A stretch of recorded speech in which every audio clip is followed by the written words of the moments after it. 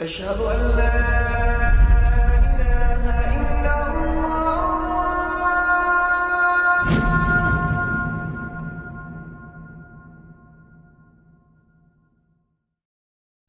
Raindrops media পরিবেশিত audio lecture series সংকটে নারীত্ব। এই সিরিজে আলোচনার বিষয় আধুনিক জীবনের নারী, নারীত্ব, নারীবাদ এবং এ নিয়ে যা কিছু সৃষ্ট সংকট। আগেকার নারীরা কেমন ছিল, এখন কেমন আছে এবং কোন পথে নারীদের কল্যাণ, সেসব নিয়ে বিস্তারিত আলোচনা হবে ইনশাআল্লাহ। আউযু বিল্লাহি মিনাশ শাইতানির রাজিম। বিসমিল্লাহির রহমানির রহিম। আলহামদুলিল্লাহ ওয়াসসালাতু ওয়াসসালামু আলা সাইয়্যিদিনা মুহাম্মদ ওয়া আলা আলিহি ওয়া সাহবিহি ওয়া সাল্লাম তাসলিমান কাসীরা। একজন ধার্মিক ব্যক্তির কাছে ধর্মগ্রন্থের যতটা গুরুত্ব, উদাহরণস্বরূপ একজন খ্রিস্টানের কাছে বাইবেল যতটা গুরুত্বপূর্ণ, তেমনিভাবে নারীবাদীদের কাছে সবচেয়ে গুরুত্বপূর্ণ দুইটি বই হচ্ছে দ্য সেকেন্ড সেক্স এবং ফেমিনিন মিস্টিক। এই সিরিজে ইতিমধ্যেই এই দুইটি বইয়ের নাম অনেকবার উল্লেখ করা হয়েছে। সে অনুসারে হয়তো স্মরণ করতে পারবেন, প্রথম বইটি অর্থাৎ দ্য সেকেন্ড সেক্স, এটি লিখেছেন ফরাসি ভদ্রমহিলা দার্শনিক সিমন দ্য বিভুয়ার 1949 সালে। আর ফেমিনিন মিস্টিক এই বইটি লিখেছেন ইহুদি সাংবাদিক বেটি ফ্রিডেন 1963 সালে। এই দুইটি বই হচ্ছে নারীবাদীদের কাছে সবচেয়ে গুরুত্বপূর্ণ দুটি বই, যা তাদের কাছে অনেকটাই বলা যায় ধর্মগ্রন্থের সমতুল্য। এর বাইরে নারীবাদীদের কাছে আরও বেশ কিছু গুরুত্বপূর্ণ বই আছে, যেমন কেট মিলেটের লেখা সেক্সুয়াল পলিটিক্স, সুলামিত ফায়ারস্টোনের লেখা ডায়ালেকটিক অব সেক্স এবং জার্মান গ্রেয়ারের লেখা ফিমেল ইউনাক ইত্যাদি। এই শেষের বইগুলো সবগুলোই 70-এর দশকে প্রকাশিত হয়েছে। এর মধ্যে প্রথমে আমরা যে দুইটি বই সম্পর্কে উল্লেখ করলাম, আজকের পর্বে সেগুলো সম্পর্কে কিছুটা আলোচনা করা হবে এবং এর আলোকে নারীবাদের ইতিহাস আলোচনা পর্বে নারীবাদের দ্বিতীয় তরঙ্গের উত্থান এবং এর সমালোচনা উল্লেখ করা হবে ইনশাআল্লাহ। পাশাপাশি নিজেদের সেই সব প্রচারিত মতাদর্শের সাথে বেটি ফ্রিডেন কিংবা নারীবাদের জননী নামে খ্যাত সিমন দ্য বিভুয়ার, তারা নিজেরা কতটা সংগতিপূর্ণ ছিলেন আর কতটা ডাবল স্ট্যান্ডার্ড ফলো করেছেন, সেগুলো জানার চেষ্টা করা হবে তাদের ব্যক্তিগত জীবনের কিছু ঘটনার আলোকে ইনশাআল্লাহ। তাহলে চলুন শুরু করা যাক আজকের পর্ব। ফেমিনিস্ট বা নারীবাদীরা তাদের প্রচলিত বয়ানের মাধ্যমে আমাদেরকে বিশ্বাস করাতে চায় যে নারী আন্দোলন, নারী অধিকার কিংবা নারীবাদের সূচনা হয়েছে 19বিংশ শতাব্দীর শুরুতে সেই সাফ্রেজ বা ভোটাধিকার আন্দোলনের মাধ্যমে। কিন্তু বাস্তবতা আসলে তা নয়। বাস্তবতা হচ্ছে 1960 সালের সেই কাউন্টার কালচার রিভলিউশনের আগে ফেমিনিজম কথাটি এতটা জনজীবনে প্রচলিত হয়নি। ফেমিনিজম শব্দটাই বাস্তবে ততটা প্রচলিত ছিল না। 1960 সালে নারীবাদের উত্থানের পর ইকুয়ালিটি এবং লিবারেশন এবং অটোনমির নামে নারীবাদীরা রাজপথ দখল করতে শুরু করলো মার্কিন যুক্তরাষ্ট্রে এবং ইউরোপের বিভিন্ন দেশে। এর আগের ইতিহাস হচ্ছে মার্কিন যুক্তরাষ্ট্রের সেই দ্য গ্রেট ডিপ্রেশন বা মহামন্দা, অর্থনৈতিক মহামন্দা চলাকালে 1930-এর সময়ে, অর্থাৎ প্রথম বিশ্বযুদ্ধের পর এবং দ্বিতীয় বিশ্বযুদ্ধের সময়েও নারীবাদী আন্দোলন একেবারে নিশ্চল হয়ে পড়ে। পশ্চিমে বলা যায় যে এই নারীবাদী আন্দোলন অনেকটাই অদৃশ্য হয়ে গিয়েছিল। প্রশ্ন হতে পারে যে এই সময়ে, প্রথম এবং দ্বিতীয় বিশ্বযুদ্ধ সময়ে কেন নারীবাদী আন্দোলন হারিয়ে গেল? এর একটি সহজ কারণ হচ্ছে যুদ্ধের মতো কঠিন বিষয়ে নারীদের অংশগ্রহণ বাধ্যতামূলক নয়। এই সুযোগে সেই সময়ে নারীবাদীরা সেখানে অংশগ্রহণও করেনি।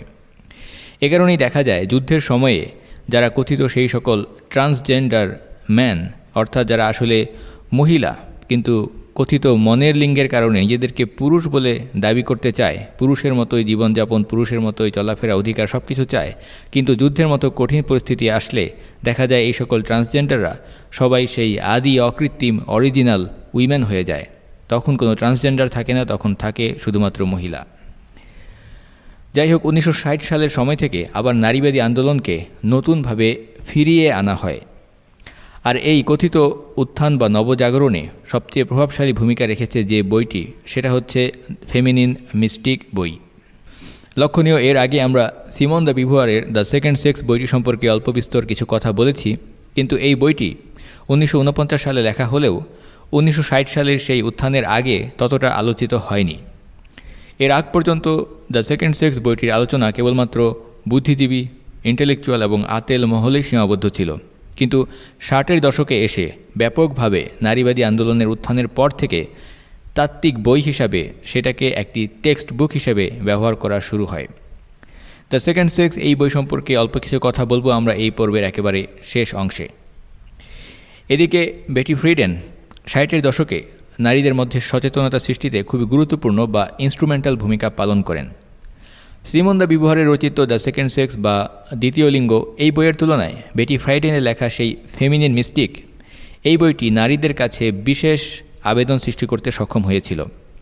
কারণ বেটি ফ্রিডেনের লেখা বইটি কোনো দার্শনিক আলোচনায় পরিপূর্ণ তাত্ত্বিক বই এরকম ছিল না, বরং তার বইটি ছিল অনেকটাই সহজ সরল, অনেকটাই বিভিন্ন কাহিনী বা ঘটনাভিত্তিক, অর্থাৎ বিভিন্ন নারীদের ব্যক্তিগত জীবনের বিভিন্ন অভিজ্ঞতা, ছোট ছোট ঘটনা ইত্যাদি।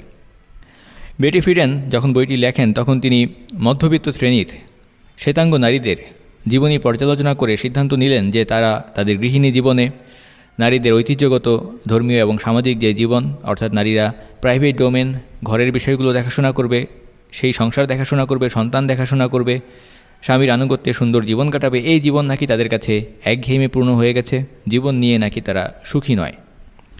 বেটি ফ্রিডেন দাবি করলেন লক্ষ লক্ষ মার্কিন নারী এভাবে গৃহিণী হয়ে ঘরে ঘরে বন্দী হয়ে আছে। সেই বইটি বেস্ট সেলার বই হলো। 1 বছরের মধ্যে অর্থাৎ প্রথম বছরে 3 লাখ কপি বিক্রি হয়। পরের 2 বছরে সেই বইটি বিক্রি হয় মোট 30 লাখ কপি।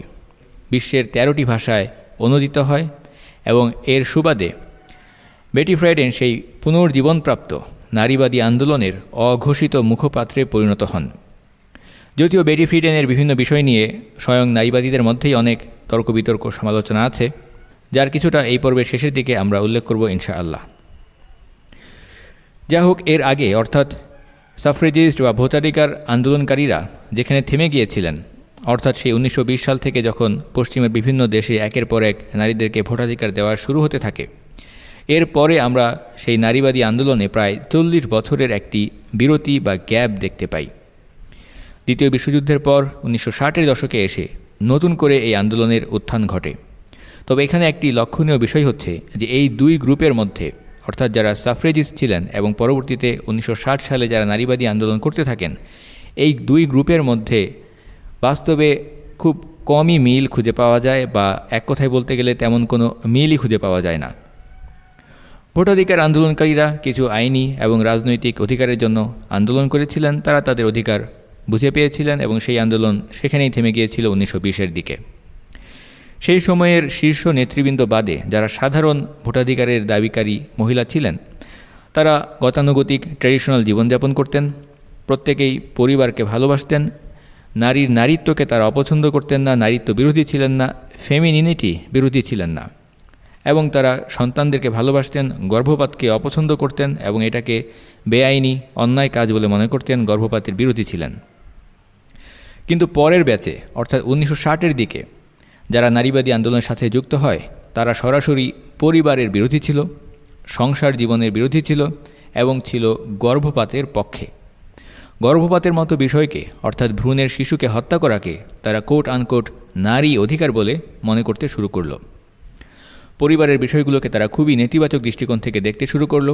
পরিবার এবং সংসারকে তারা মনে করতো এটা হচ্ছে একটা ফাঁদ, এটা হচ্ছে একটা বন্দিশালা।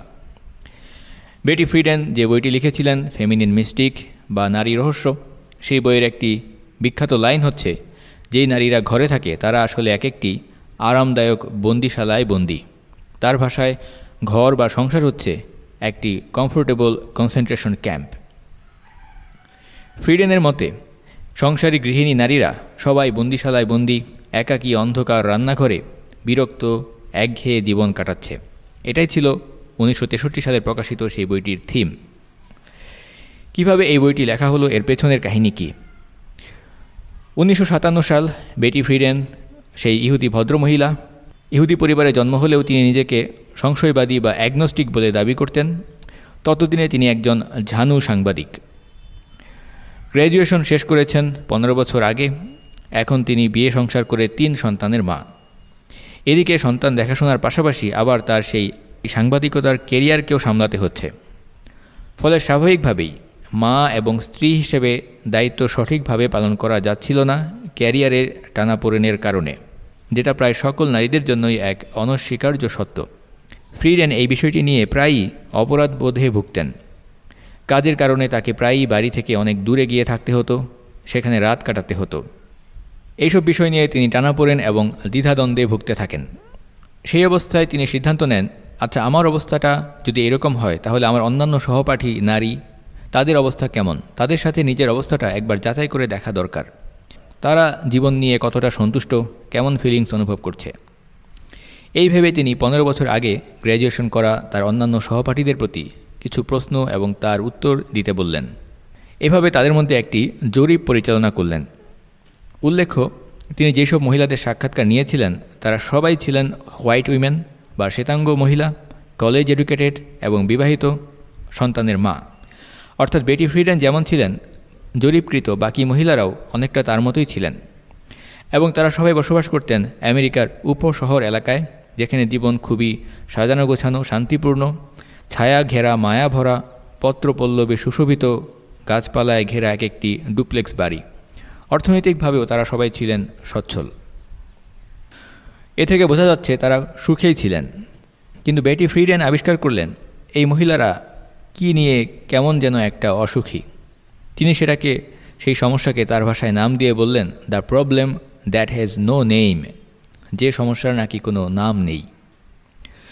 এই পয়েন্টে যদিও অনেকে তর্ক করে বলতে পারেন যে বাস্তবে ওই সময়ের মার্কিন গৃহিণী নারীরা অসুখী ছিলেন কিনা, এটা নিয়েও অনেক আলাপ করার সুযোগ আছে। কারণ যে কোনো জরিপের ফলাফল কী হবে, কোন ধরনের প্রশ্ন করলে কী ধরনের জবাব আসবে, সেটা সেই প্রশ্ন নির্বাচনের মাধ্যমে এবং প্রশ্ন উপস্থাপনের মাধ্যমেই অনেকাংশে ঠিক করে দেওয়া যায়। কাজেই সেই 50 এবং 60-এর দশকের গৃহিণী মার্কিন নারীরা গণহারে সবাই অসুখী ছিল, এটাও ততটা সত্য নয়। কিন্তু বেটি ফ্রিডেনের মনে হলো নারীরা তাদের জীবন নিয়ে হতাশ, তারা যেন জীবন থেকে হারিয়ে গেছে। একঘেয়েমিপূর্ণ গৃহিণীর কাজ করতে করতে তারা ক্লান্ত, তাদের ঘুম আসে না, ঘুমের বড়ি খেয়ে তাদেরকে ঘুমাতে হয়, এভাবে মনের অস্থিরতাকে দমিয়ে রাখতে হয়। ঘরে ঘরে এই সমস্যা, কিন্তু নারীরা যেন এই সমস্যার কারণ আবিষ্কার করতে পারছে না, এমনকি এই সমস্যার নামও ঠিক করতে পারছে না। এ কারণে বেটি ফ্রিডেন তার বইয়ের সেই বিখ্যাত লাইনটি লিখলেন, এই সমস্যার নাম হচ্ছে the problem that has no name. কিন্তু আগেই বলেছি যে সেই সময়ে জীবন ছিল খুবই শান্তিপূর্ণ, অর্থনৈতিক সমৃদ্ধি ছিল, নারীরা সুখে শান্তিতে তাদের স্বামীর সংসার করছিল এবং দ্বিতীয় বিশ্বযুদ্ধের পর প্রতিটি আমেরিকান পরিবারে কমপক্ষে 5 থেকে 6টি সন্তান নেওয়া হতো। কাজেই বাহ্যিকভাবে তাদের অসুখী হওয়ার কোনো কারণই ছিল না। তাহলে এই প্যারাডক্স, এই বৈপরীত্য, এর সমাধান কি? এই ব্যাপারে বেটি ফ্রিডেন রিসার্চ করতে লাগলেন। সহপাঠীদের বাইরে আরও অনেক নারীদের সাক্ষাৎকারও তিনি গ্রহণ করলেন।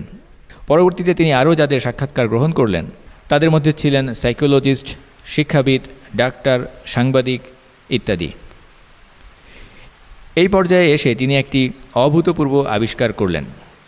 তিনি দাবি করলেন এতদিন পর্যন্ত এটা কেউই আবিষ্কার করতে পারেনি, এবং তিনি বলতে লাগলেন এই সমস্যা শুধুমাত্র নির্দিষ্ট শ্রেণীর কিছু মার্কিন নারী নয়, বরং মার্কিন যুক্তরাষ্ট্রের সমস্ত নারীরাই নাকি তাদের জীবনের এই পর্যায়ে এসে জীবন নিয়ে অসন্তুষ্ট এবং অসুখী। এর প্রেক্ষিতেই বেটি ফ্রিডেন তার সেই বই ফেমিনিন মিস্টিক বা নারী রহস্য সেটা লিখলেন। সেই বইতে তিনি তার অভূতপূর্ব আবিষ্কারের কথা উল্লেখ করলেন এবং তিনি বললেন এর আগের নারীরা, অর্থাৎ যারা সাফ্রেজিস্ট ছিল, ভোটাধিকারের আন্দোলন করেছে, তারা তো অনেক সংগ্রাম করে তাদের সেই আইনগত অধিকার আদায় করেছে। কিন্তু এরপর 1940 সালের পর থেকে নারীদের জীবনের স্বপ্ন এবং প্রত্যাশা সেই আগের নারীদের তুলনায় অনেকটাই বদলে গেছে।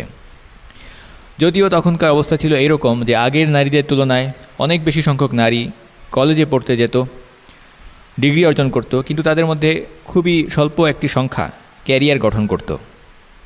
দেখা যেত 1940-50-এর দশকের সেই নারীরা আগের মতোই বিয়ে এবং পরিবারকে একজন আদর্শ নারীর সঠিক কর্মস্থল এবং সবচেয়ে কাঙ্ক্ষিত ফুলফিলিং দায়িত্ব বলে মনে করত।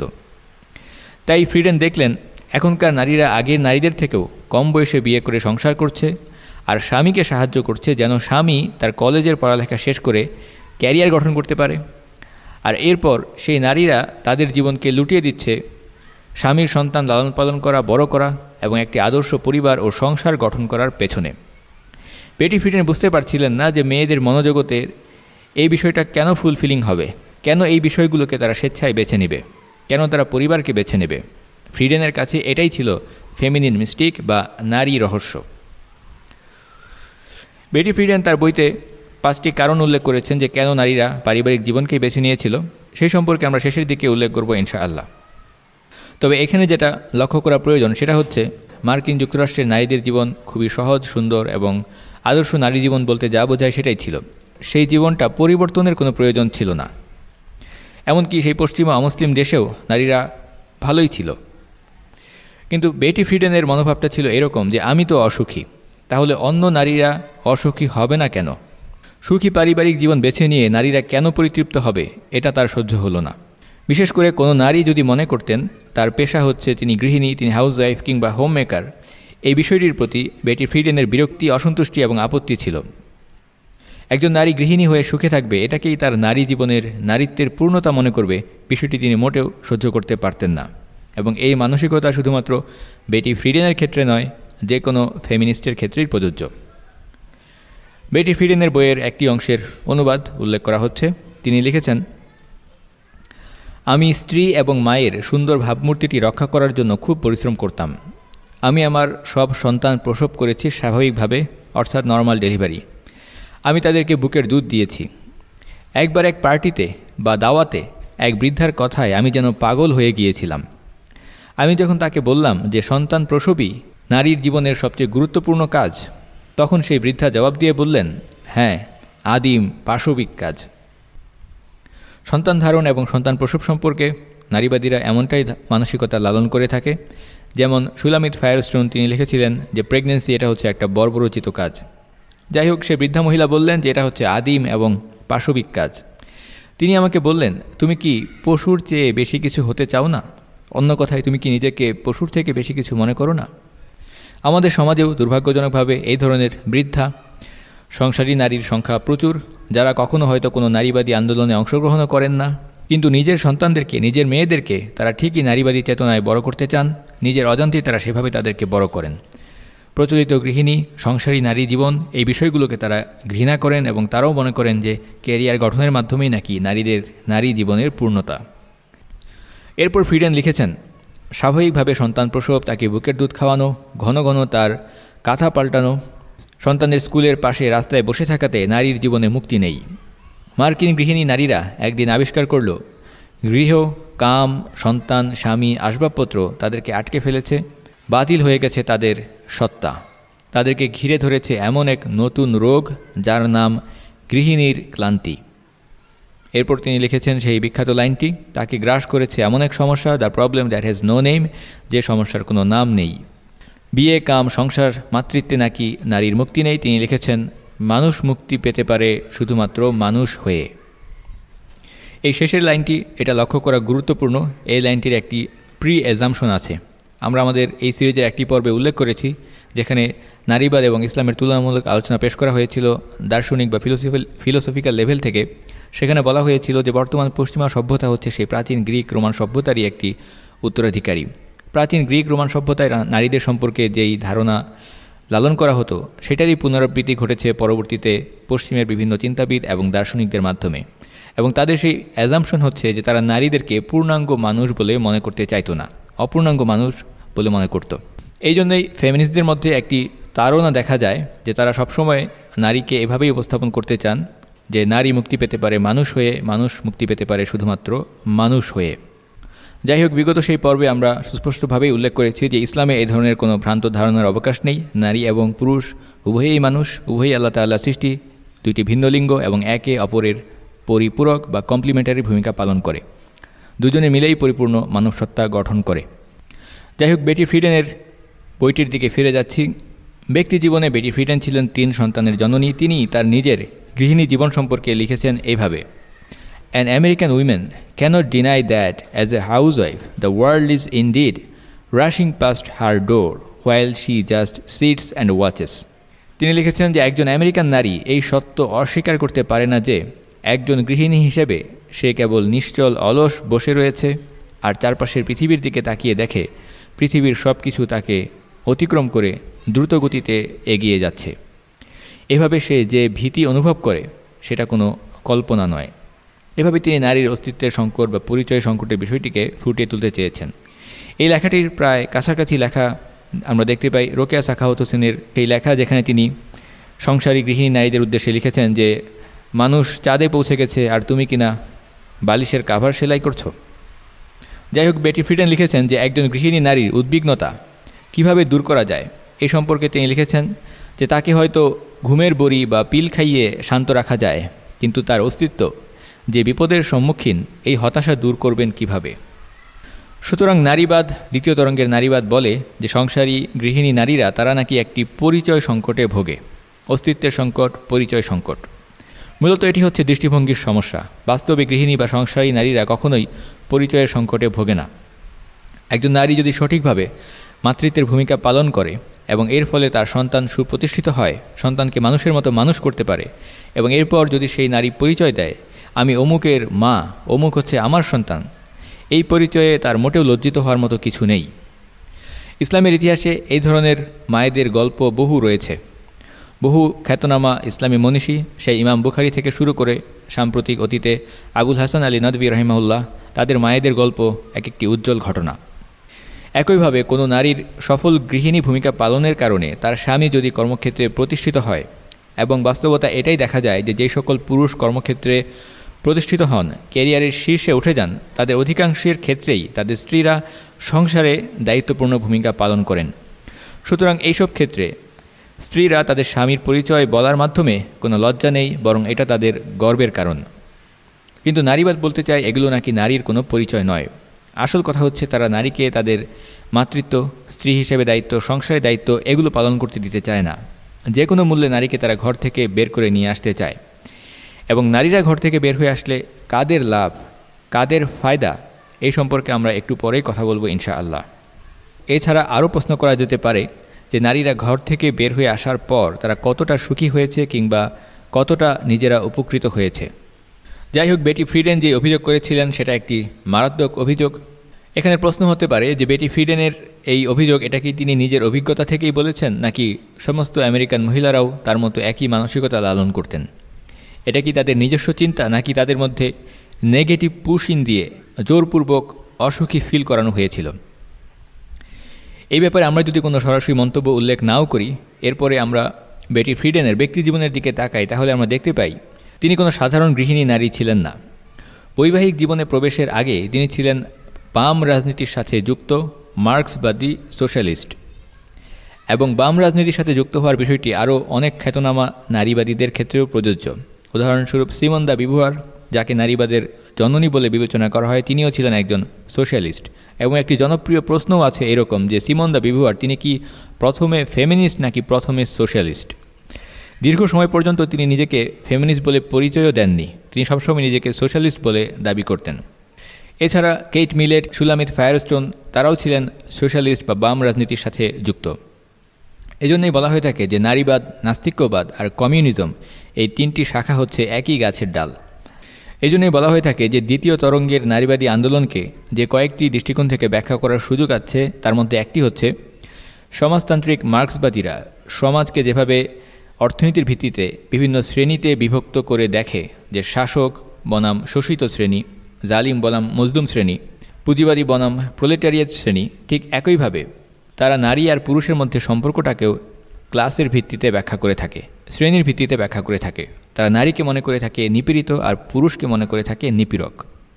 ঠিক যেন সমাজতন্ত্রের সেই বুর্জুয়া পুঁজিপতি বনাম প্রোলেটারিয়েট শ্রেণীর একটি ভিন্ন প্রতিফলন, ইকোনমিক্স ক্লাসের বদলে সেক্স ক্লাস। এবারে আমরা বেটি ফ্রিডেনের পার্সোনাল লাইফের দিকে একটু দৃষ্টি প্রদান করব। এই ক্ষেত্রে অনেকে হয়তো ভাবতে পারেন যে একজন নারী, যিনি নারীবাদী আন্দোলনের নেত্রী, তার ব্যক্তিজীবন বা তার পার্সোনাল লাইফ নিয়ে কথা বলার তেমন কি দরকার আছে? উত্তর হলো দরকার আছে। কারণ দ্বিতীয় তরঙ্গের নারীবাদের একটি মৌলিক স্লোগান হচ্ছে পার্সোনাল ইজ পলিটিক্যাল, যাহা ব্যক্তিগত তাহাই রাজনৈতিক। নারীবাদের দ্বিতীয় তরঙ্গের উত্থানের আগ পর্যন্ত পশ্চিমা দেশগুলোতে নারীদের জেন্ডার রোল সংক্রান্ত বিষয়গুলোকে, তাদের দায়িত্ব পালন করা, এই আলোচনাকে পাবলিক ডোমেইন এবং প্রাইভেট ডোমেইন এভাবে বিভক্ত করে পৃথক করা হতো। নারীদের বিষয়গুলোকে তারা মনে করতো এগুলো যার যার ব্যক্তিগত বিষয়, পারিবারিক বিষয়। কিন্তু সেই আন্দোলনকারী নারীরা সেটাকে মানতে চাইলেন না, বরং প্রাইভেট লাইফের বিষয়গুলোকে তারা এভাবে ব্যাখ্যা করতে লাগলেন যে নারীর ব্যক্তিজীবনটি মূলত একটি শাসন বা ক্ষমতা কাঠামোর স্ট্রাগলের উপরে প্রতিষ্ঠিত। একটি পাওয়ার স্ট্রাগলের মাধ্যমে নারীদেরকে বন্দী করে রাখা হয়েছে ঘরে ঘরে, আর পলিটিক্স মানেই হচ্ছে পাওয়ার স্ট্রাগল, তাই নারীদের ব্যক্তিগত বিষয়কেও রাজনৈতিক বিষয় বলে মনে করতে হবে। এছাড়া আরও সহজ কথায় বললে, নারীবাদের সেই প্রবক্তাদের ব্যক্তিজীবনকে দেখার প্রয়োজনীয়তা আছে এই কারণে যে তারা তাদের লেখনীর মাধ্যমে, মতাদর্শের মাধ্যমে শত শত হাজার হাজার, বরং বলা ভালো লক্ষ লক্ষ নারীর জীবনকে, ব্যক্তি জীবনকে বদলে দেওয়ার পরামর্শ দিচ্ছেন, পরিকল্পনা বাতলে দিচ্ছেন এবং সেই জন্য আন্দোলনও করছেন। কাজেই তাদের ব্যক্তিজীবন কেমন ছিল সেটা দেখার অবশ্যই প্রয়োজনীয়তা আছে। উদাহরণস্বরূপ, একজন বিজ্ঞানী কিংবা একজন ক্রীড়া তারকা তার ব্যক্তিজীবনে কী করল সেটা তার সেই বিজ্ঞানের আবিষ্কার কিংবা ক্রীড়া জগতের পারফরমেন্সের সাথে সম্পর্কিত নয়, কাজেই সেই আলোচনাও কোনো জরুরি বিষয় নয়। কিন্তু নারীবাদীরা যেহেতু নারীর ঘরের জীবন থেকে শুরু করে নারীর প্রতিটি খুঁটিনাটি বিষয় নিয়ে আলোচনা করে সেগুলোকে বদলে দিতে চায়, কাজে তাদের ব্যক্তিজীবনে তারা কতটা সেই সব আলোচনার প্রতিফলন ঘটিয়েছে, কতটা সততার পরিচয় দিয়েছে সেটা অবশ্যই দেখার প্রয়োজন আছে। বেটি ফ্রিডেন নামের সেই ইহুদি সাংবাদিক, সেই ভদ্রমহিলা, তিনি বিয়ে করেছিলেন একজন নাট্য প্রযোজককে। তার সাথে 22 বছর সংসারের পর 1969 সালে তাদের ডিভোর্স হয়ে যায়। এর প্রায় 30 বছর পর 2000 সালে বেটি ফ্রিডেন তার একটি আত্মজীবনী প্রকাশ করেন লাইফ সো ফার শিরোনামে। সেখানে তিনি দাবি করেন যে তার স্বামী নাকি তাকে ডোমেস্টিক ভায়োলেন্সের শিকার করত, মারধর করত। এই মর্মে তিনি একটি ঘটনা উল্লেখ করেন যে একবার নাকি তিনি একটি প্রেস কনফারেন্সে হাজির হওয়ার আগে চেহারায় মেকআপ লাগিয়ে এসেছিলেন মারধরের চিহ্ন লুকানোর জন্য। প্রায় 30 বছর আগে তালাক হয়ে যাওয়া স্ত্রীর এই অভিযোগ প্রত্যাখ্যান করলেন তার স্বামী এবং তিনি বললেন যে এটা সম্পূর্ণ মিথ্যা এবং বানোয়াট অভিযোগ। এরপর বেটি ফ্রিডেন আরেকটি অনুষ্ঠানে গিয়ে নিজেও সেই মিথ্যা অভিযোগের কথা স্বীকার করলেন এবং বললেন, আমার মনে হচ্ছিল যে সেই বিষয়ে আমার লেখা উচিত হবে না। এরপর তিনি বলেন যে আমার স্বামী আসলে বউ পেটানো জামাই ছিল না, আর আমিও চুপ থাকার মানুষ ছিলাম না। আসল কথা হচ্ছে আমাদের দুজনের মধ্যেই প্রচুর মারামারি হয়েছে, আর সে আমার থেকে সাইজে বড় ছিল। এই কথাগুলোর অর্থ হচ্ছে যে তার বৈবাহিক জীবন ছিল একটি ডিজাস্টার বা বিপর্যয়। নারীবাদ যেভাবে নারীদেরকে ক্ষমতায়ন করতে চায়, সেই দৃষ্টিকোণ থেকে বলা যায় নারীদের জীবনের সফলতা হচ্ছে ডিভোর্স দেওয়ার মাধ্যমে। ট্র্যাডিশনাল দৃষ্টিকোণ থেকে একটি সংসারের ব্যর্থতা হচ্ছে ডিভোর্সের মাধ্যমে, আর নারীবাদের কাছে নারীর ক্ষমতায়ন এবং নারীর সফলতা হচ্ছে ডিভোর্সের মধ্যে। কাজেই বেটি ফ্রিডেন তার বৈবাহিক জীবনেরও ইতি ঘটেছিল ডিভোর্সের মাধ্যমে। এদিকে 3 বাচ্চা দেখাশোনা করতে গিয়ে তিনি একেবারে হাঁপিয়ে উঠেন। তাই বেটি ফ্রিডেনের ব্যক্তিগত অভিজ্ঞতা হচ্ছে যে পারিবারিক জীবন মানেই যেন জুলুম সহ্য করা, ক্লান্তিকর একঘেয়ে জীবন। নিজের ব্যক্তিগত অভিজ্ঞতাকে তিনি সমস্ত মহিলার উপরে চাপিয়ে দিয়ে ভাবলেন সমস্ত নারীর সংসার জীবনটা বোধহয় এই রকমের। এর ভিত্তিতে তার বই লেখার মাধ্যমে তিনি দাবি করতে লাগলেন আমেরিকান গৃহিণী নারীরা কেউই সুখী নয়, সমাজ তাদেরকে অসুখী করে ঘরে ঘরে বন্দি করে রেখেছে। এটাই তার বইতে তিনি লিখেছেন যে সংসার হচ্ছে একটি কমফোর্টেবল কনসেন্ট্রেশন ক্যাম্প বা আরামদায়ক বন্দিশালা।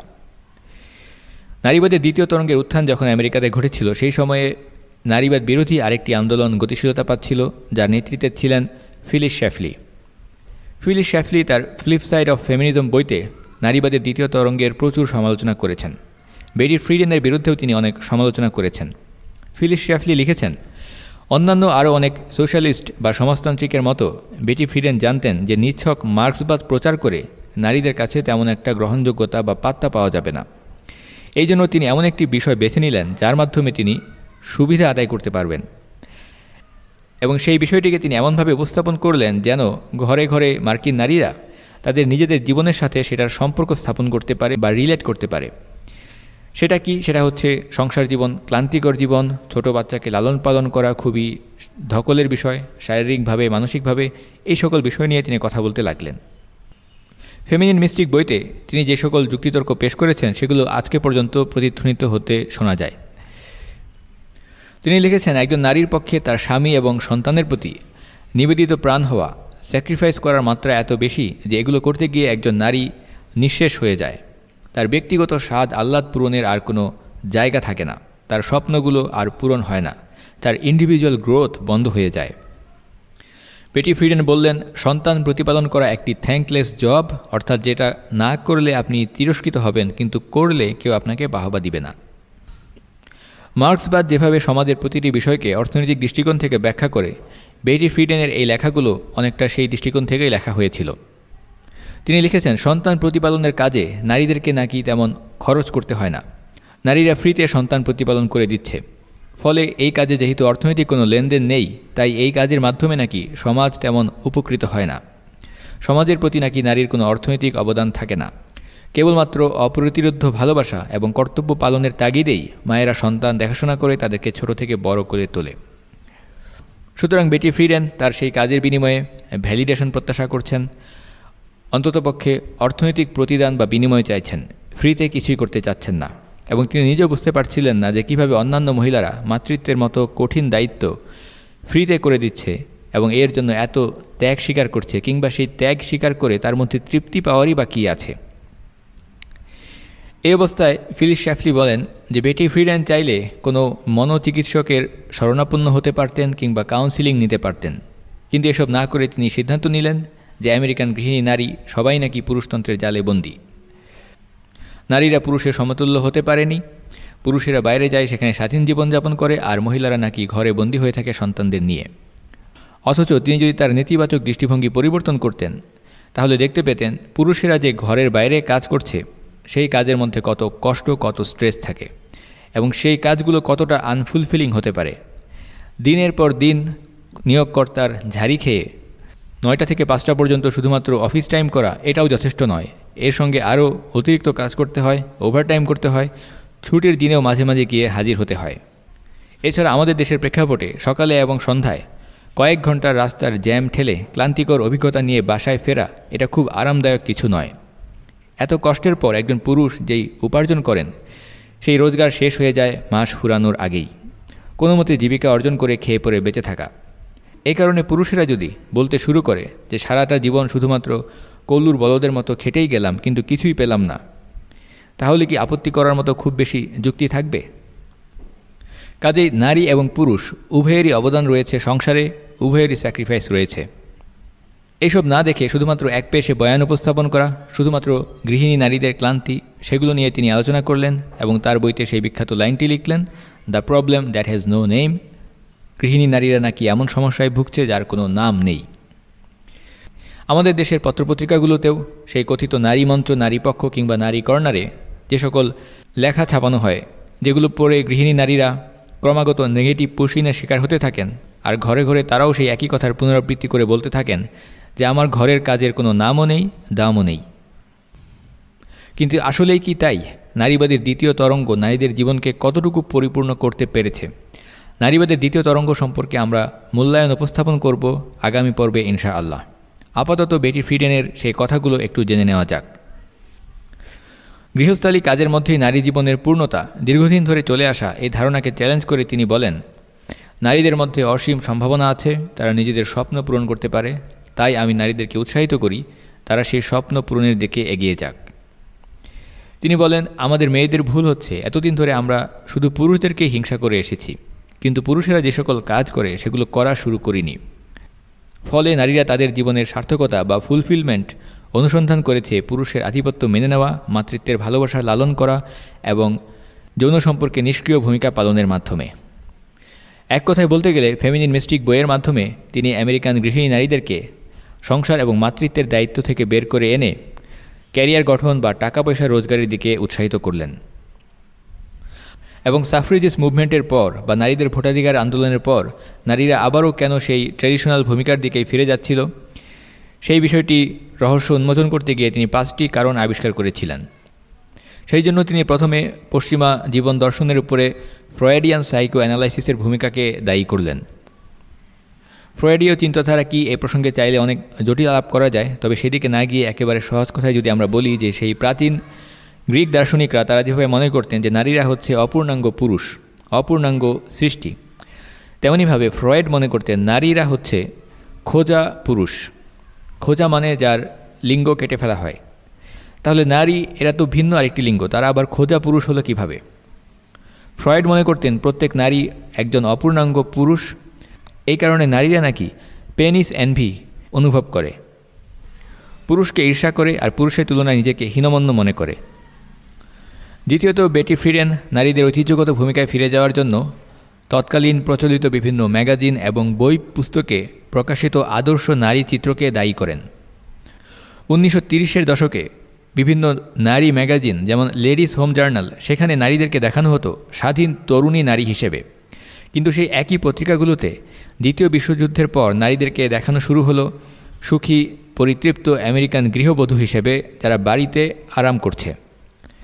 আর বাড়িতে আরামদায়ক জীবনের জন্য রয়েছে তাদের সব ধরনের প্রযুক্তিগত উপাদান, যেগুলো নিত্য নতুন আবিষ্কৃত হয়েছে, সেই ডিশওয়াশার মেশিন থেকে শুরু করে ওয়াশিং মেশিন, ওভেন ইত্যাদি। তাহলে একই সঙ্গে আমরা দেখতে পাচ্ছি একদিকে গৃহিণীর জীবনকে বলা হচ্ছে ক্লান্তিকর একঘেয়েমিপূর্ণ জীবন, আবার আরেকদিকে দেখানো হচ্ছে তাদের জীবন হচ্ছে খুবই আরামদায়ক।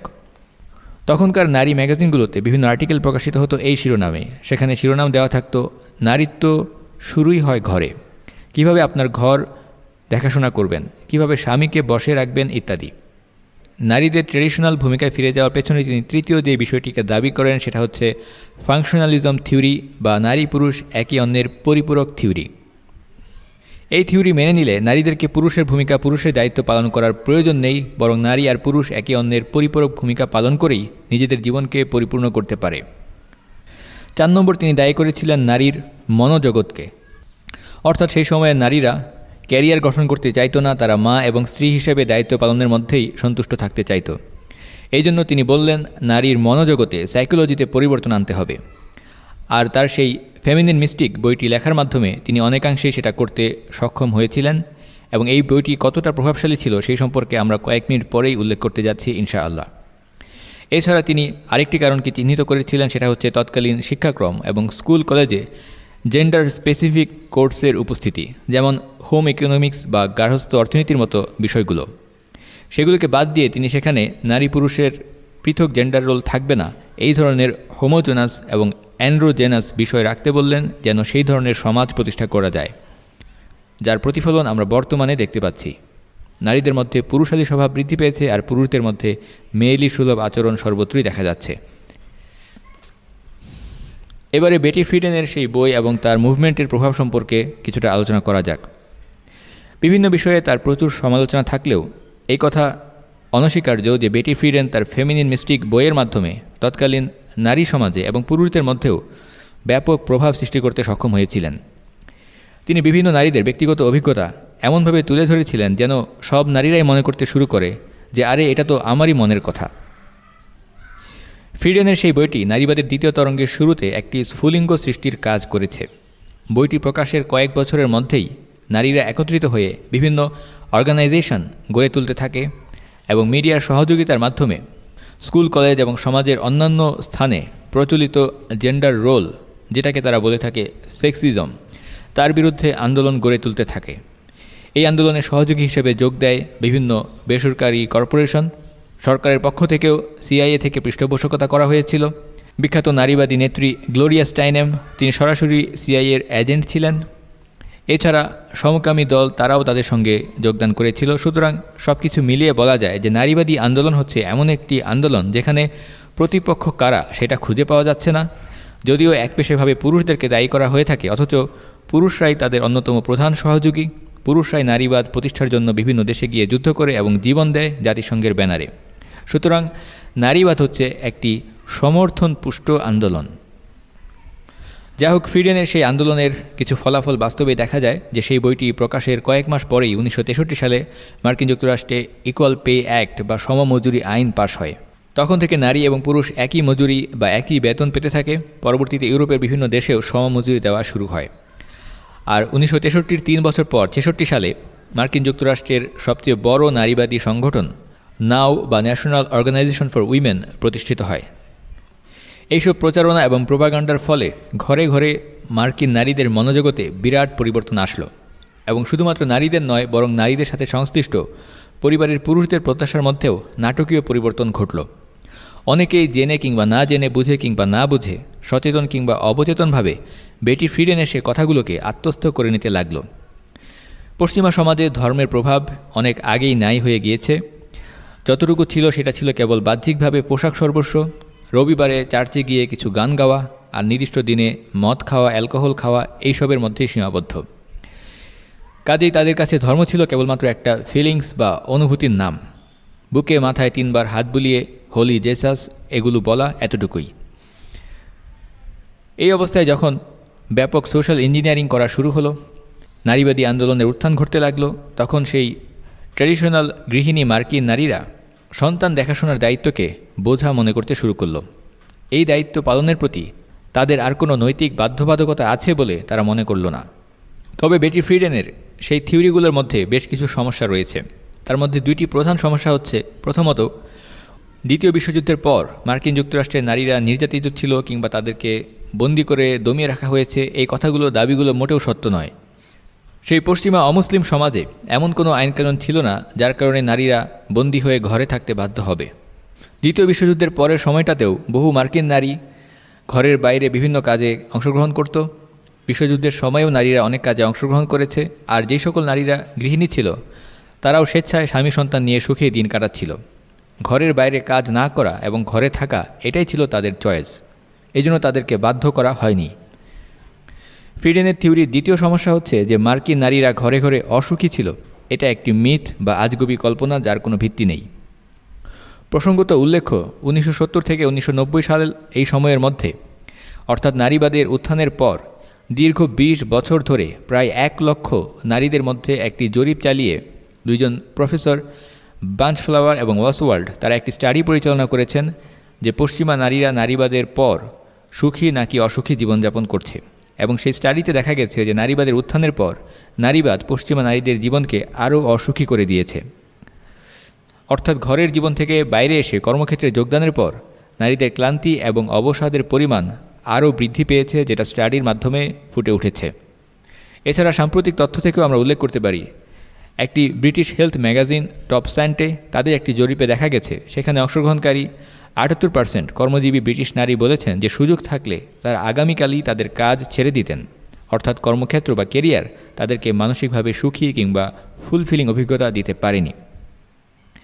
এছাড়াও এইসব জরিপের কথা কিংবা স্ট্যাটিস্টিক্সের মতো জটিল আলোচনা বাদ দিয়ে সাধারণ দৃষ্টিকোণে সহজভাবে চিন্তা করলেও বোঝা যায়, আমাদের দেশে প্রায় 40 থেকে 60 লক্ষ মানুষ গার্মেন্টস ফ্যাক্টরিতে কাজ করে, যাদের অধিকাংশই নারী।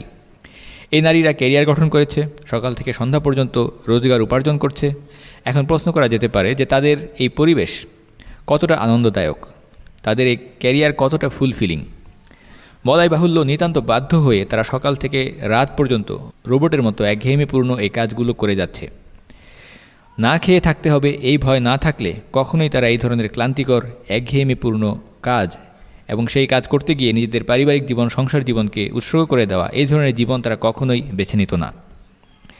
কিন্তু নারীবাদ আমাদেরকে যে ভুল চিত্র দেখায় সেটা হচ্ছে যে ক্যারিয়ার মানেই যেন খুব আরামদায়ক পরিবেশ, সবাই চেয়ারে হেলান দিয়ে বসে এসি ছেড়ে দিয়ে আরাম করছে, মাস শেষে মোটা বেতনের মাইনে পাচ্ছে, সারাদিনে তেমন খুব একটা কাজ করার কিছু নেই, মাত্র অল্প কিছু সময় কাজ করলেই হয়, কয়েকটা ফাইল দেখা আর সিগনেচার করা, আর বাকি সময় কলিগদের সাথে বসে গল্পগুজব করা, যেন সব মেয়েরা এই ধরনের কাজই করছে। বলাই বাহুল্য, এই ধরনের কাজের সংখ্যা খুবই কম, 1%-এরও থেকে কম। কিন্তু এই মূলা সামলে ঝুলিয়ে হাজার হাজার লক্ষ লক্ষ মেয়েকে ঘর থেকে বাইরে বের করে আনা যায় এবং ক্যারিয়ার তোমাকে ফুলফিলিং জীবন দিবে এভাবে প্রলুব্ধ করা যায়। কাজেই ঘরে কাজ করলে সেটা পুরোটাই ক্লান্তিকর, আর বাইরে কাজ করলে পুরোটাই আনন্দদায়ক, পুরোটাই রোমাঞ্চকর, বিষয়টা মোটেও এমন নয়। প্রতিটি জায়গাতেই ক্লান্তি অবসাদ থাকতে পারে। এই ক্ষেত্রে একজন মানুষকে নিজে থেকে ইনোভেটিভ হতে হবে, নিজের কাজের মধ্যে আনন্দ এবং বিশ্রাম বের করার উপায় খুঁজে বের করতে হবে। একটি উদাহরণ দেওয়া যেতে পারে যে ছোট বাচ্চা দেখাশোনা করা। একজন মায়ের জন্য তার সন্তানকে দেখাশোনা করা, বড় করা নিঃসন্দেহে এটি কঠিন কাজ, ক্লান্তিকর কাজ ঠিকই, কিন্তু এমন মা খুঁজে পাওয়া খুবই কঠিন বা খুবই বিরল যে মা এই কাজ করতে গিয়ে তার সন্তানদের প্রতি কোনো ভালোবাসা অনুভব করে না। একজন মা সন্তান দেখছে আর ডে কেয়ারে কর্মরত একজন মহিলা কতগুলো ছোট বাচ্চাকে দেখাশোনা করছে। এই দুই মহিলার কাজের মধ্যে পার্থক্য কী? এই দুইজনের মানসিক অভিজ্ঞতার মধ্যে পার্থক্য কী? নিজের সন্তানকে দেখাশোনা করে একজন মা কখনোই সেই ধরনের ক্লান্তি অনুভব করবে না যেটা ডে কেয়ারে কর্মরত একজন মহিলা অন্যের বাচ্চাকে দেখাশোনার ক্ষেত্রে করবে। এই প্রসঙ্গে উল্লেখ করে ফিলিস শ্যাফলি বলেছেন যে বেটি ফ্রিডেন তার সেই জীবনে নিজের সন্তানদের দেখাশোনা করতে গিয়ে হাঁপিয়ে উঠেছিল কিংবা তাদের প্রতি তেমন একটা ভালোবাসা অনুভব করেনি। এটা তো তার নিজের সমস্যা, ব্যক্তিগত সমস্যা। তার উচিত ছিল তার নিজের সমস্যা দূর করার উপায় খুঁজে বের করা, কিন্তু সেটা না করে তার নিজের সমস্যাকে সে পুরো সমাজের উপরে চাপিয়ে দিয়েছে। তবে বেটি ফ্রিডেন এবং অন্যান্য নারীবাদীদের যেটা সফলতা সেটা হচ্ছে যে তারা তাদের সেই ভুল থিওরিগুলো দারুণভাবে মার্কেটিং করতে পেরেছিল মার্কিন তথা পশ্চিমা নারীদের কাছে, এবং তাদেরকে বিশ্বাস করিয়েছিল যে তোমার ঘরের জীবন, সংসারের জীবন এবং স্বামী সন্তানের মাঝে থাকা এই জীবন তোমাকে পরিপূর্ণতা দিচ্ছে না, বরং তুমি এর থেকেও বেশি কিছু ডিজার্ভ করো। যদিও বাস্তবতা হচ্ছে সেই 50-এর দশকে, 60-এর দশকে যদি একজন অসুখী গৃহিণী নারী থেকে থাকে, তাহলে এর বিপরীতে কমপক্ষে 100 জন সুখী পরিতৃপ্ত গৃহিণী নারী ছিল সেই মার্কিন যুক্তরাষ্ট্রে। তুলনামূলক চিত্র উপস্থাপন করলে আমরা নারীবাদের প্রভাবে নারীদের জীবন কতটা সুখী কিংবা অসুখী হয়েছে সেই বিষয়টা সহজেই বুঝতে পারি। বর্তমানে মার্কিন যুক্তরাষ্ট্র কিংবা পশ্চিমা দেশগুলোতে এত সিঙ্গেল মাদার কেন, এত ডিভোর্স কেন? সুখী পারিবারিক জীবন থেকে নারীদেরকে বের করে নিয়ে এসে ঘরে ঘরে নারীদেরকে তারা কতটা শান্তি আর কতটা অশান্তি দিয়েছে সেটা তুলনামূলক চিত্র করলেই বিষয়টা স্পষ্টভাবে বোঝা যায়। যা হোক, ব্যক্তিগত সমস্যাকে এমনভাবে উপস্থাপন করা যেন এটা পুরো সমাজের সমস্যা এবং ব্যক্তিগত সমস্যার দায়কে পুরো সমাজের উপরে চাপিয়ে দেওয়া, এটি হচ্ছে নারীবাদীদের অন্যতম একটি নেতিবাচক বৈশিষ্ট্য। এই বিষয়টি দারুণভাবে লক্ষণীয়। যদি কোনো ব্যক্তি নারীবাদের শীর্ষস্থানীয় ব্যক্তিদের জীবন, তাদের পারিবারিক জীবনের চিত্র অনুসন্ধান করেন, তাহলে দেখতে পাবেন তাদের ব্যক্তিগত জীবন কম বেশি সকলের ক্ষেত্রেই ছিল সমস্যায় পরিপূর্ণ। নিজেদের পারিবারিক জীবনের সেই সকল সমস্যা কীভাবে মোকাবেলা করতে হবে, সমাধান করতে হবে, সেটা তারা জানতেন না। অথচ তারাই কিনা পৃথিবীর সমস্ত নারীদেরকে বাতলে দিচ্ছেন যে এই পথে চললে তুমি মুক্তি পাবে, তোমার জীবন সুখী হবে। বেটি ফ্রিডেন তিনিও তার পারিবারিক জীবনে অনেক দুঃখ কষ্ট মোকাবেলা করেছেন। লাইফ সো ফার এই আত্মজীবনীতে তিনি উল্লেখ করেছেন যে ছোটবেলায় তিনি যেটাই করতেন না কেন সেই জন্য তার মা খুবই বকাঝকা করতেন, তাকে তিরস্কার করতেন আর বলতেন যে তুমি একেবারেই অথর্ব মেয়ে, কোনো কাজের না, অগোছালো, খারাপ মেয়ে, কুৎসিত মেয়ে ইত্যাদি। খুবই দুঃখজনক স্মৃতি। এসব ঘটনার স্মৃতিচারণ করে তিনি আত্মজীবনীতে লিখেছেন, সবসময় আমি আমার নিজের মনে মনে বলতাম যে আমি আমার মাকে কতটা ঘৃণা করি। এখানেই শেষ নয়, বেটি ফ্রিডেন ক্ষোভের সাথে লিখেছেন, all mother's should be drowned at birth. মায়ের সম্পর্কে এটা ছিল তার ব্যক্তিগত মূল্যায়ন। একই রকমের চিত্র আমরা দেখতে পাই আমাদের দেশে রোকেয়া সাখাওয়াত হোসেন কিংবা তসলিমা নাসরিন তাদের ক্ষেত্রেও। রোকেয়া নিজের বাবাকে ঘৃণা করতেন, তসলিমাও তাই। সিমন দ্য বিভুয়ার তিনি ছিলেন একজন বকে যাওয়া সন্তান। আবদার পূরণের জন্য কান্নাকাটি করে সবাইকে অস্থির করে রাখতেন। শৈশবে বোন ছাড়া তার খেলার কোনো সাথী ছিল না। আর সিমনের পিতা একটি পুত্র সন্তান চেয়েছিলেন, কিন্তু সেই পুত্র সন্তান তিনি কখনো পাননি। ফলে সিমন দ্য বিভুয়ারের মনে একটি বঞ্চনার অনুভূতি থাকা অস্বাভাবিক নয়।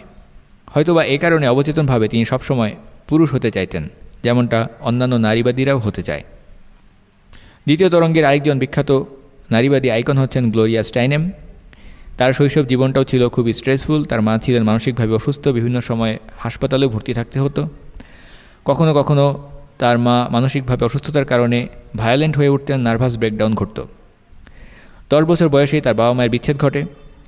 এরপর একটি ভাঙাচোরা বাড়িতে গ্লোরিয়া স্টাইনেম তার মায়ের সঙ্গে আরও 6 বছর কাটান। এগুলি ছিল তার পারিবারিক জীবনের অভিজ্ঞতা। কাজেই ব্যক্তি জীবনে তিনি সুন্দর পারিবারিক জীবন, বিয়ে কিংবা সুখী পরিবারের কোনো চিত্রই দেখেননি। একবার তার কাছে বিয়ে এবং মাতৃত্ব সম্পর্কে জানতে চাওয়া হয়েছিল পিপলস ম্যাগাজিনে। তখন তিনি জবাব দিয়ে বলেছিলেন, I have already been the very small parent of a very big child, my mother.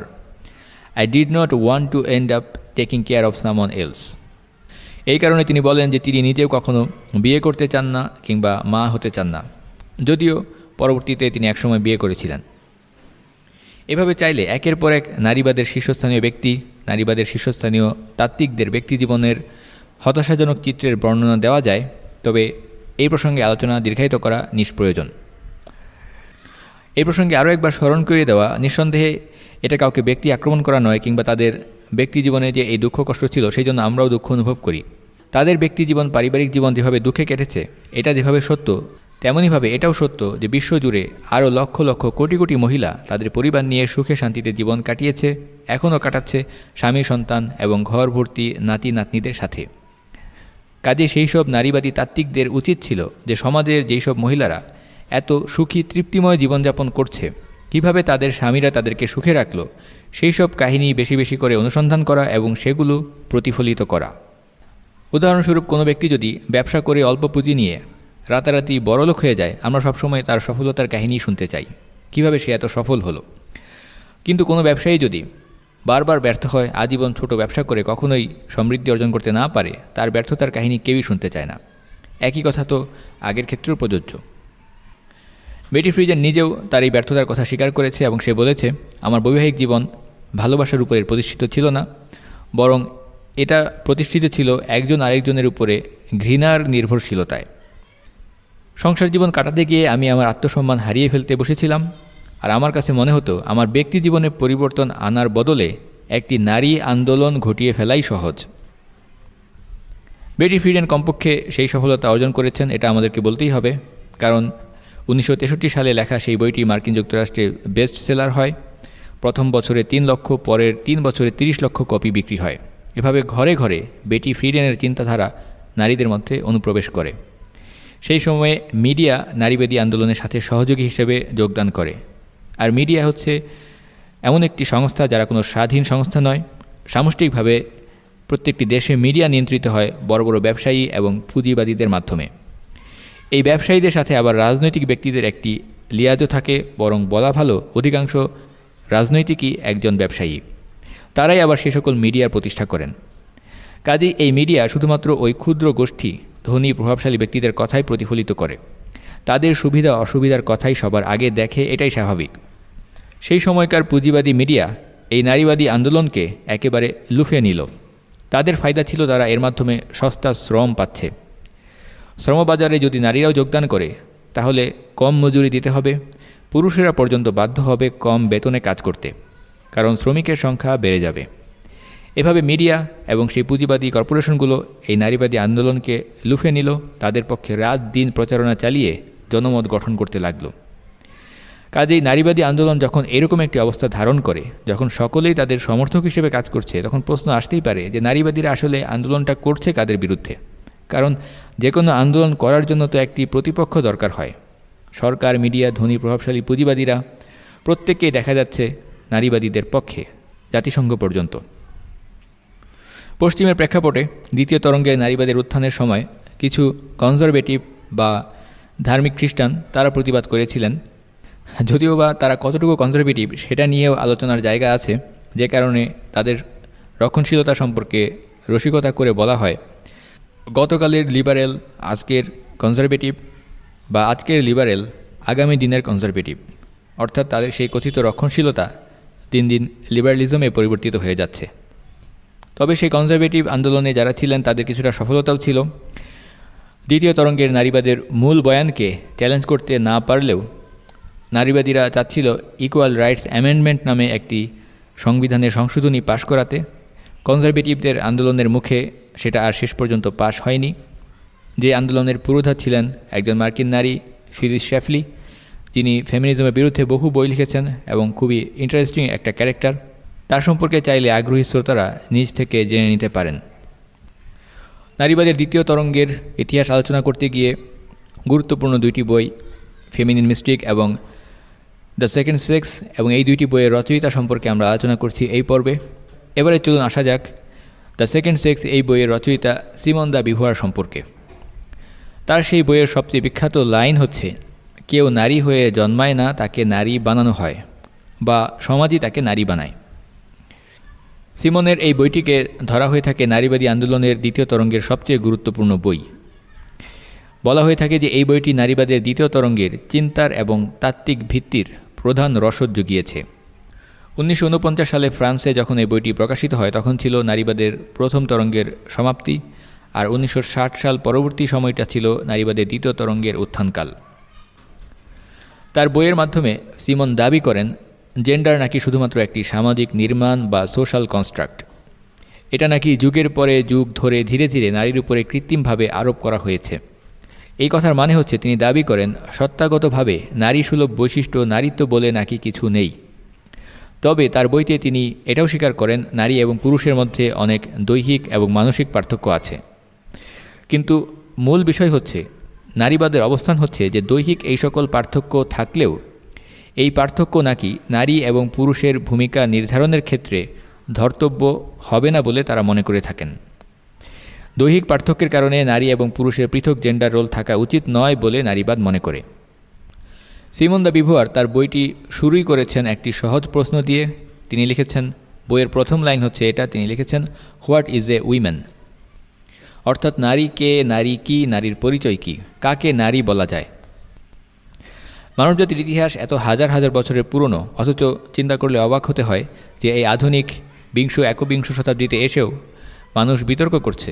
পশ্চিমারা এবং তাদের অনুসারীরা বিতর্ক করছে যে পরিবারে, সমাজে, রাষ্ট্রে নারী এবং পুরুষের ভূমিকা কী হওয়া উচিত, এমনকি নারী কাকে বলে এটা নিয়েও চরম বিতর্ক চলছে। উদাহরণস্বরূপ সাম্প্রতিক সময়ে প্রকাশিত একটি documentary what is a women, যা প্রকাশ করেছে জায়নিস্ট ম্যাট ওয়ালশ, সেটার কথা আমরা উল্লেখ করতে পারি। সমাজে নারীদের ভূমিকা কী হবে?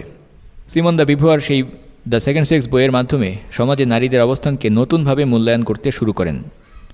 নারীবাদের অফিসিয়াল স্ট্যান্ডার্ড ন্যারেশনে বলা হয় যে এর মাধ্যমে তিনি একটি নতুন যুগের সূচনা করেছেন, বলা ভালো তিনি একটি নতুন অন্ধকার যুগের সূচনা করেছেন। তার বইয়ের দুইটি অংশ আছে বা দুইটি ভাগ আছে। প্রথম অংশে তিনি বায়োলজি, সাইকোলজি এবং ইতিহাসের আলোকে নারী কীভাবে পুরুষের অধীনস্থ হলো তার কারণ খুঁজে বের করার চেষ্টা করেছেন। আর দ্বিতীয় অংশে তিনি নারীর জীবনের বিভিন্ন অভিজ্ঞতা, শৈশব থেকে শুরু করে প্রাপ্তবয়স্ক হওয়া পর্যন্ত ধাপে ধাপে বিন্যস্ত করে বিভিন্ন অধ্যায়ে আলোচনা করেছেন, যেখানে তিনি সেক্সুয়ালিটি, বিয়ে, মাতৃত্ব এবং সংসার জীবনের বিশ্লেষণ করেছেন তার বুদ্ধিবৃত্তিক এবং দার্শনিক মাইক্রোস্কোপের নিচে। এবং এভাবে তার বইয়ের সেই গুরুত্বপূর্ণ থিওরি তিনি দিয়েছেন। তিনি দাবি করেছেন যে কেউ নারী হয়ে জন্মায় না, এই নারীত্ব তার উপরে আরোপ করা হয় বা এটা হচ্ছে একটি সোশ্যাল কনস্ট্রাকশন। এবং তিনি এটাও লিখেছেন যে no biological, psychological or economic fate determines the figure that the female presence in society. এমনকি তিনি আরও লিখেছেন সভ্যতাই নাকি নারীত্ব সৃষ্টি করেছে, আর এই কারণে তিনি নারীদেরকে পুরুষ আর খোঁজা, ইউনাক বা লিঙ্গ কাটা পুরুষের মাঝামাঝি সত্তা হিসেবে আবিষ্কার করেছেন। সিমন দ্য বিভুয়ারের সেই বইটির সবচেয়ে গুরুত্বপূর্ণ অবদান হচ্ছে বা কাজ হচ্ছে তিনি সেক্স এবং জেন্ডারের মধ্যে একটি পার্থক্যের সূচনা করেছেন। সেক্স এবং জেন্ডার উভয় শব্দের বাংলা অর্থ কী? ডিকশনারি বা অভিধান দেখলে একটি অর্থ পাওয়া যাবে, সেটা হচ্ছে লিঙ্গ। ভাষা হচ্ছে চিন্তার বাহন, কাজেই সেই চিন্তাই ফুটে ওঠে শব্দের মধ্য দিয়ে। উভয় শব্দের একটাই অনুবাদ করা হয়, সেটা হচ্ছে লিঙ্গ, কিন্তু এখন সেখানে নতুন অর্থ অনুপ্রবেশ করানো হচ্ছে। লিঙ্গকে দুই ভাগে বিভক্ত করে বলা হচ্ছে, একটা হচ্ছে বায়োলজিক্যাল জেন্ডার আর একটা হচ্ছে নাকি সোশ্যাল জেন্ডার। যদিও সিমন তার বইতে জেন্ডার শব্দ ব্যবহার করেননি, বরং সেক্স শব্দের ব্যবহার করেছেন, কিন্তু তিনি উভয়ের মধ্যে পার্থক্যের সূচনা করেছেন। এভাবে তিনি বিভিন্ন মন গড়া যুক্তিতর্ক পেশ করে দাবি করেছেন জীববিজ্ঞানের দৃষ্টিতে নারীর যে সকল দৈহিক বৈশিষ্ট্য আছে সেটা নাকি নারীর জীবনে দায়িত্ব, কর্তব্য, ভূমিকা কিংবা নারীর নিয়তি নির্ধারণ করতে পারে না। এবং তিনি লিঙ্গ কিংবা জীববিজ্ঞানের বাইরে গিয়ে জেন্ডারকে ব্যাখ্যা করার যে ধারার সূচনা করেছেন সেটা আজকে পর্যন্ত সমস্ত নারীবাদীদের একেবারে প্রধান মৌলিক আকিদাগত বৈশিষ্ট্য হিসেবে প্রতিফলিত হয়ে আসছে। দার্শনিকভাবে সিমন দ্য বিভুয়ার যে চিন্তায় বিশ্বাস করতেন, তিনি নাস্তিক্যবাদে বিশ্বাস করতেন, এথিস্ট ছিলেন এবং তিনি বিশ্বাস করতেন এক্সিস্টেন্সিয়ালিজম বা অস্তিত্ববাদ মতবাদে। অস্তিত্ববাদ মতবাদ কথাটির সহজ অর্থ হচ্ছে জীবনের উদ্দেশ্য নির্ধারণের ক্ষেত্রে সৃষ্টিগত বা সত্তাগত বৈশিষ্ট্যকে মেনে সেই উদ্দেশ্য নির্ধারণ করতে হবে, এটা জরুরি মনে না করা। অর্থাৎ সৃষ্টিগত সত্তাগত বৈশিষ্ট্য যাই হোক না কেন, আমার জীবনের উদ্দেশ্য এর ভিন্ন হতে পারে। এটাকেই সহজ ভাষায় বলা যায় এক্সিস্টেন্সিয়ালিজম। সিমন দ্য বিভুয়ারের একজন বয়ফ্রেন্ড ছিল। তিনি প্রচলিত বিয়েতে বিশ্বাস করতেন না। তার দীর্ঘ 50 বছরের বয়ফ্রেন্ড জন পল সার্ত্রে, তিনিও ছিলেন একজন ফিলোসফার, ফরাসি ফিলোসফার। তিনিও এক্সিস্টেন্সিয়ালিজমে বিশ্বাস করতেন। কাজেই তারা মনে করতেন যে মানুষ নিজেই তার জীবনের গন্তব্য, উদ্দেশ্য স্বাধীনভাবে ঠিক করে নিতে পারবে। এইসবের ভিত্তিতে তিনি দাবি করেন যে নারীদের উচিত সমাজে যে সকল বৈশিষ্ট্য সৃষ্টির মাধ্যমে নারীত্ব ধারণা সৃষ্টি করা হয়েছে সেটাকে চ্যালেঞ্জ করা। নারীবাদীদের কাছে এই বইটা কতটা গুরুত্বপূর্ণ সেটা আবারও একবার একটি উপমা দিয়ে স্মরণ করিয়ে দেওয়া যায় যে এটা হচ্ছে তাদের কাছে ধর্মগ্রন্থের সমতুল্য।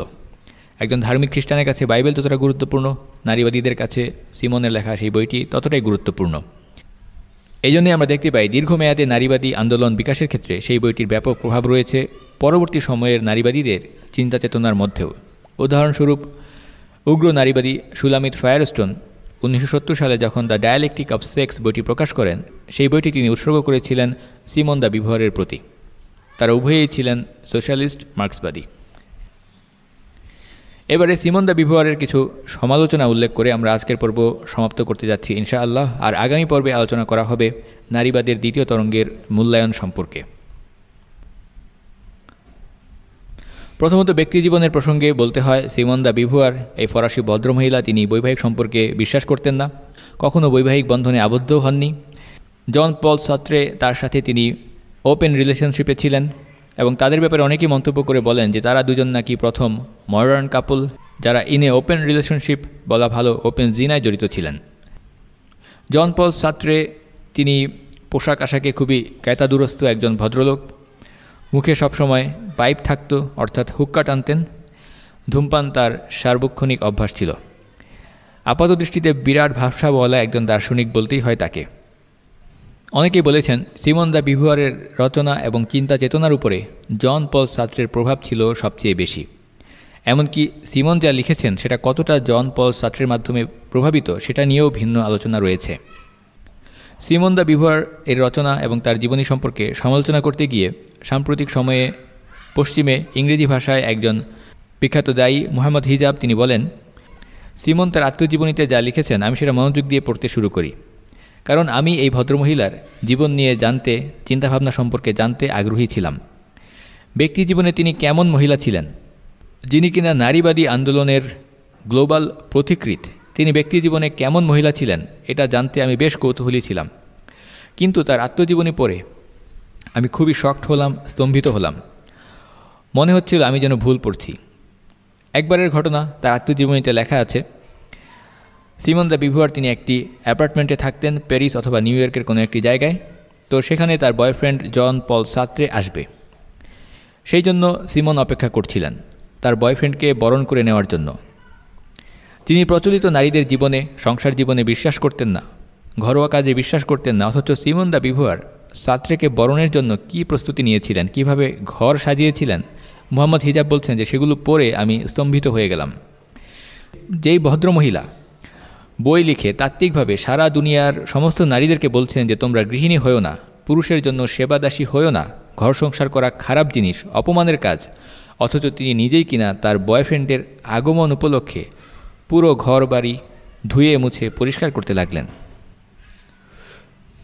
মুহাম্মদ হিজাব বলেন যে এটা পড়ার পর আমি প্রথম শক খেলাম, এটা আমার জন্য ছিল একটা রেড ফ্ল্যাগ। আমি 1 মিনিট থেমে ভাবলাম যে আমি কি ভুল করে পাতা উল্টিয়ে অন্য পৃষ্ঠায় চলে গেছি, না দেখলাম পৃষ্ঠা তো ঠিকই আছে। যা হোক, সিমন সেভাবে ঘর পরিষ্কার করলো, তার বয়ফ্রেন্ডের জন্য সব কিছু সাজিয়ে গুছিয়ে রাখলো এবং জন পল সার্ত্রে পরে এসে এই দৃশ্য দেখে সে হতাশ হলো।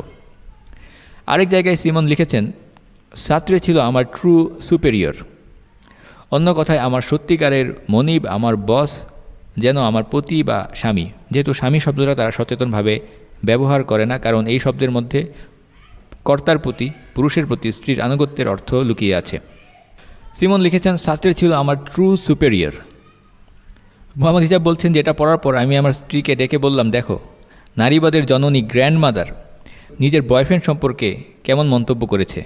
একজন ধার্মিক মুসলিম মহিলাও তো তার স্বামীর ব্যাপারে এত প্রশংসা করে না, যিনি কিনা প্রকাশ্যে বলছেন নারী পুরুষের সম্পর্ক হওয়া উচিত বন্ধুত্বপূর্ণ, 50-50 পার্টনারশিপ ইত্যাদি, এখানে আনুগত্যের কোনো বিষয় থাকা উচিত নয় স্বামী স্ত্রীর মধ্যে। অথচ তিনি নিজেই তার বয়ফ্রেন্ড সম্পর্কে বলছেন সেই হচ্ছে আমার ট্রু সুপেরিয়র বা আমার সত্যিকারের মনিব। পাবলিক লাইফে তারা এক ধরনের স্পিচ দিচ্ছে আর নিজেদের প্রাইভেট লাইফে তারা অন্যরকম বিষয় অনুশীলন করছে। যেহেতু তারা ওপেন রিলেশনশিপে ছিলেন বা ওপেন জিনায় জড়িত ছিলেন, কাজেই তারা দুজনেই, জন পল সার্ত্রে কিংবা সিমন দ্য বিভুয়ার, উভয়েই একাধিক সম্পর্কে জড়িত ছিলেন। সিমন দ্য বিভুয়ার নেলসন অ্যালগ্রেন নামে একজন আমেরিকান লেখকের প্রতি ভালোবাসায় জড়িয়ে যান। তাকে তিনি অভিহিত করেছেন মাই বিলাভেড হাজব্যান্ড হিসেবে। তার প্রতি বিভিন্ন চিঠি লিখেছেন, সেই চিঠিগুলোতে এই ধরনের কথা ফুটে উঠেছে। এমনকি সিমন দ্য বিভুয়ারের দ্য সেকেন্ড সেক্স বইটিকে বাংলায় অনুবাদ করেছেন যেই কুখ্যাত নাস্তিক হুমায়ুন আজাদ, তিনি তার দ্বিতীয় লিঙ্গ বইতে এই বিষয়টি দেখে আশ্চর্য হতে ভুলেননি।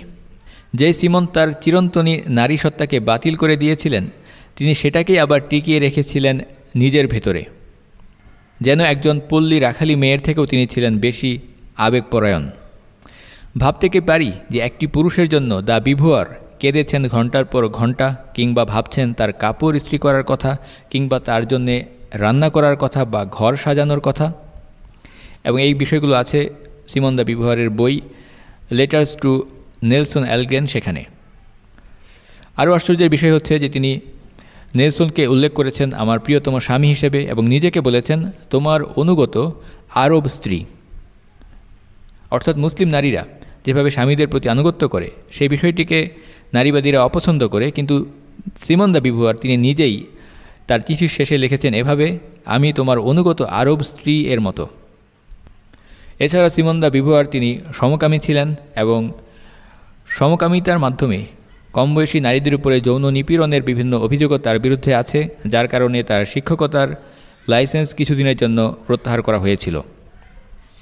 কাজেই কোনো ব্যক্তির চিন্তাধারা বা দার্শনিক মতবাদ গ্রহণের পূর্বে আমাদেরকে দেখতে হবে যে তারা মৌলিকভাবে কী ধরনের বিশ্বাস অন্তরে লালন করতেন। অধিকাংশ বা বলা ভালো প্রায় বেশিরভাগ নারীবাদী, তাত্ত্বিক এবং শীর্ষস্থানীয় আইকন যারা তারা নাস্তিক, তারা কোনো ধর্মগ্রন্থে বিশ্বাস করেন না। এছাড়া বিভিন্ন ধরনের আজগুবি দার্শনিক মতবাদ যেমন এক্সিস্টেন্সিয়ালিজম বা অস্তিত্ববাদ, এগুলোতে তারা বিশ্বাস করেন, যেগুলো মূলত নাস্তিক্যবাদ থেকেই উৎসারিত। নারী জীবনের সমস্যা দূর করা দূরে থাকুক, তারা মনে করেন নারীর সমস্যার জন্য পুরুষরাই দায়ী, পুরুষদেরকে তারা নেতিবাচক দৃষ্টিকোণ থেকে দেখেন এবং এই জন্য এমন সব উপায় বাতলে দেন যেগুলো অনুসরণ করতে গিয়ে নারীদের ভোগান্তি আরও বহুগুণে বেড়ে যায়। সিমন দ্য বিভুয়ার তিনি মনে করতেন নারীদের যে সকল সামাজিক দায়িত্ব আছে সেগুলো থেকে নারীদেরকে বের করে আনলেই নাকি নারীরা মুক্তি পাবে। প্রথম দায়িত্ব হচ্ছে মাতৃত্ব, নারীদেরকে মাতৃত্ব বর্জন করতে হবে। তিনি মনে করতেন মাতৃত্বের কাজ নারীরা বিনামূল্যে করছে, এর ফলে কোনো বিনিময় পাচ্ছে না, অর্থনৈতিক বিনিময় পাচ্ছে না। মায়েরা বাসনকোসন মাজছে, কাপড় চোপড় ধুয়ে দিচ্ছে, এই কাজগুলোকে তো আকর্ষণীয় করার কোনো উপায় নেই। এই জন্য মাতৃত্বকে মহান, মাতৃত্ব অসাধারণ, এই ধরনের প্রলোভন দেখিয়ে নাকি নারীদেরকে বোঝানো হচ্ছে তুমি মাতৃত্বের কাজের মধ্যে ব্যস্ত থাকো, এর মধ্যে মহানন্দ আছে, তৃপ্তি আছে। সিমন দ্য বিভুয়ার যিনি নিজে কখনো মা হননি, কিন্তু শেষ বয়সে তিনি মাতৃত্বের জন্য আক্ষেপ করেছেন। তার বয়ফ্রেন্ড জন পল সার্ত্রে শেষ বয়সে যদিও একটি মেয়ে দত্তক নিয়েছিলেন, কিন্তু সিমন কখনো দত্তক নেননি। বরং একটি ডকুমেন্ট থেকে জানা যায় তিনি নিজের গর্ভপাত করিয়েছিলেন, অথচ তখন আইনগতভাবে ফ্রান্সে গর্ভপাত নিষিদ্ধ ছিল। সেই অবস্থায় তিনি গর্ভপাতকে বৈধতা দেওয়ার জন্য আন্দোলন করেন এবং তার সাথে আরও 343 জন নারী নেত্রী নিয়ে দাবি জানিয়ে স্বাক্ষর পেশ করেছিলেন। শেষ বয়সে সন্তান না নেওয়ার জন্য সিমন কীভাবে আক্ষেপ করেছিলেন সেটা এই সিরিজে আগেও একটি পর্বে আমরা উল্লেখ করেছি, তবুও এটা পুনরাবৃত্তি করে আজকের পর্ব আমরা এখানেই শেষ করছি। মাতৃত্ব বর্জন করা এবং সন্তান না নেওয়ার জন্য শেষ বয়সে আক্ষেপ করে সিমন দ্য বিভুয়ার বলেছিলেন যে যখন আমি আয়নায় আমার নিজের প্রতিফলনের দিকে তাকাই, I detest my own reflection, আমার প্রতিচ্ছবিকে আমি ঘৃণা করি। If at least my thought had given birth to a hill, a rocket, but no, nothing has taken place. I am astonished to realize how thoroughly I have been cheated. وصلى الله تعالى على سيدنا محمد وعلى آله وصحبه وسلم والحمد لله رب العالمين. Raindrops মিডিয়ার অন্যান্য project সম্পর্কে জানতে visit করুন www.raindropsmedia.org অথবা Facebook page www.facebook.com/raindropsmedia অথবা YouTube channel www.youtube.com/raindropsmediaorg2015